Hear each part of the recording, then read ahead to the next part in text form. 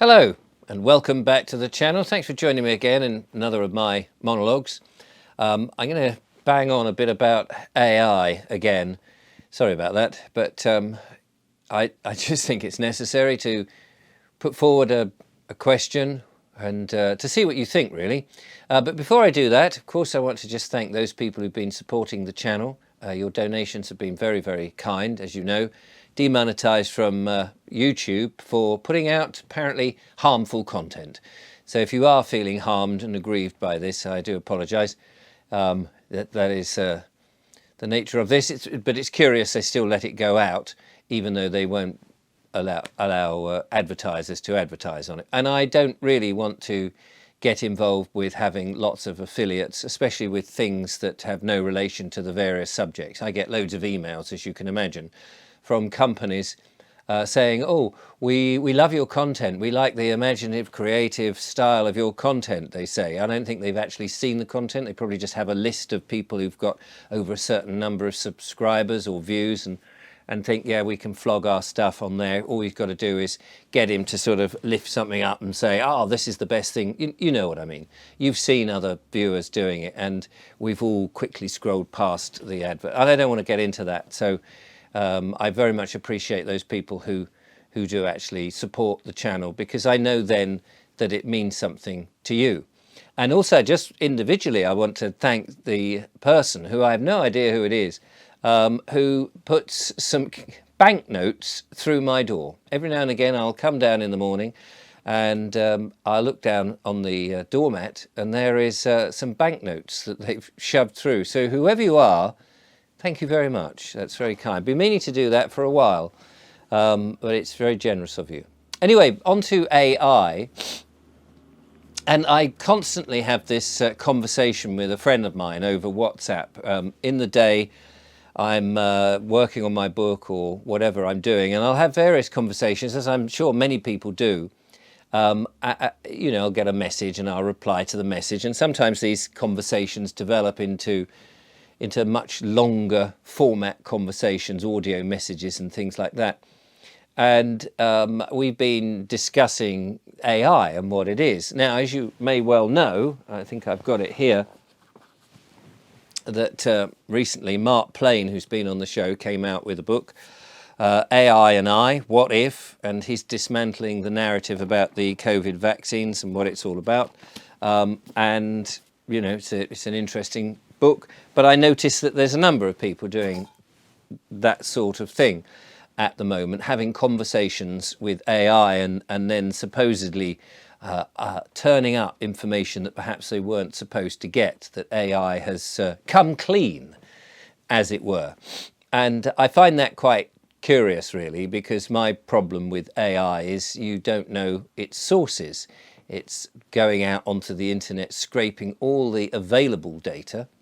Is it scraping the unavailable data, perhaps the truth data? It's supposedly having some sentient ability to assume all that, or assemble in its mind all that information and then come up with its own version of the truth, if you like, or it's a précis of what's really going on. And I don't think that it is intelligent in that way, that it is actually, as you and I are, sentient, alive, or has any self-awareness. Does it know the morals or the ethics of what it does? I don't think it does. I think that it's very deceptive. And I don't use it. I have not used things like ChatGTP. I have no idea, but I've seen other people using this stuff, and you see the kind of style of conversation. I think that's very strange, isn't it? For example, somebody sent me some stuff and they said, here's a conversation I had with ChatGTP, and they'll ask a question and then it'll come back in this sort of very vernacular, local laddie type. Oh yeah, no, I see what you're trying to get at. Maybe we should take this argument in this direction. And you think, this is a computer talking to you in a very down-to-earth, laddish way. If the computer was to say in very stark, stylized wording, oh, I see what you mean. would you like to develop this theory further along these lines? You would feel that, as a human being, you would feel and be reminded this is a computer I'm talking to, not a fellow intelligent species that has a sentient mind that can think for itself. And I think one of the dangers we have is that the programs now are making these ChatGPT bots, whatever they are, these AI interfaces, appear as if we're talking to a friend, as if we're talking to another human being, as if we're talking to a sentient mind. And that to me is a worry, because you're led then to believe that they are conversing with you in the same way that you would converse with a mate down the pub, or somebody you meet in the park, or even somebody at the checkout at Sainsbury's, wherever. Other supermarkets, apparently, if you want to eat that kind of stuff, are available.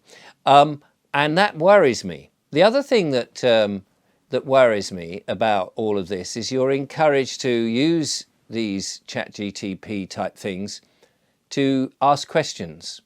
Now, I remember when I was doing some research for a book I was writing, which is yet to be published, but I'm hoping to publish it at some point, about the Second World War, that during the Second World War, the government handed out to, I don't know what it was, 500 or 1,000 people up and down the country, diaries. And they asked them to keep diaries. And the diaries were there to put in that individual's thoughts, snippets of conversation they heard from everywhere, other people, because the idea was they wanted to get genuine feedback from people about how the government and the policies they were implementing were going down.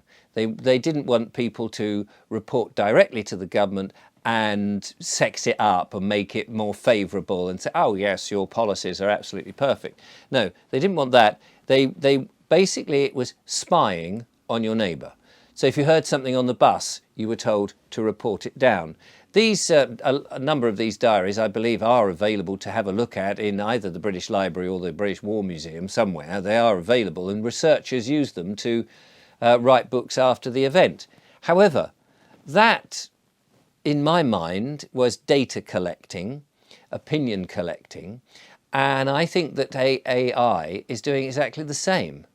That as people think, oh wow, I've got access to ask any question I like, thinking that perhaps it's a private conversation, and actually what's happening is a government, or at least a corporation, well, government is a corporation, of course, a corporation is gathering data, because we know that's what they deal in. They're gathering data about what people are asking. In other words, what is the overall consensus of private people's thoughts? Because you could be asking those data collecting devices called ChatGPT, whatever the initials are, you could be asking them very personal questions, very intimate questions, and of course very broad questions about politics, religion, ethics, morals, and who knows, maybe illegal questions. How do I achieve blah, blah, blah. And these questions would be of massively interest to a government who is trying to work out what people think. And regardless of what comes back and what the legitimacy of what comes back and where it's been scraped from and whether it has any real sources or whether it's been manufactured or whatever, the fact that it's in black and white, and a lot of people will go, well, it's there in black and white, it must be true. Forget that argument. The central thing for me is, what are we telling inadvertently on top of all the tweets, all the Facebook posts, all the Instagram posts, all the everything else that we post on YouTube and everything? What are we telling perhaps our most private thoughts to a body, a corporation that really is there manipulating us and feeding us answers to what we think we've just asked, and actually knowing more about us so they can collect more data and sell it about us than we really realise. I think AI, apart from the sort of saving you time in terms of very boring routine, like a machine that will stick stamps on 1,000 envelopes to stop you having to do that, that bit to me, yeah, that's got a use. That's just automation, those sort of things. But the rest of it, I am personally worried about it, and I don't engage with it. I'm not having it answer or take my data of very personal information that I'd rather it didn't know. It's not so much it, it's the people behind it and what they do with it. Thank you for listening, if you did, and thanks for supporting the channel, and I'll see you on the next one.